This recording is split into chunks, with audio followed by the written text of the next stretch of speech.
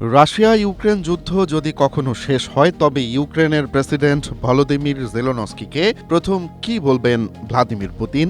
সম্প্রতি এক সাক্ষাৎকারে রুশ প্রেসিডেন্ট নিজেই জানালেন সেই কথা। পুতিন বলেন, যুদ্ধ শেষ হলে তিনি জেলেনস্কিকে বলবেন, যাক বাবা, স্রষ্টার কাছে শুকরিয়া যে সবকিছু শেষ হলো। তবে শুধু কথার কথা নয়, পুতিন এখানে একটি বড় আইনি চালও চেলেছেন। ইউক্রেনের সংবিধান অনুযায়ী একজন প্রেসিডেন্ট সর্বোচ্চ 10 বছর ক্ষমতায় থাকতে পারেন। পুতিনের দাবি, জেলেনস্কির মেয়াদ আসলে অনেক আগেই শেষ হয়েছে। তাই শান্তি চুক্তি করতে হলে কার সাথে চুক্তি করা হবে তা নিয়েও বড় প্রশ্ন আছে। সহজ কথায় পুতিন বোঝাতে চাচ্ছেন তিনি শান্তি চান, কিন্তু জেলেনস্কিকে এখন আর ইউক্রেনের বৈধ প্রেসিডেন্ট মনে করছেন না। স্ট্রবেরি সুপার ডটেড ও ক্লাসিক ভ্যারিয়েন্টে সেন্সেশন জাগুক শিহরণ।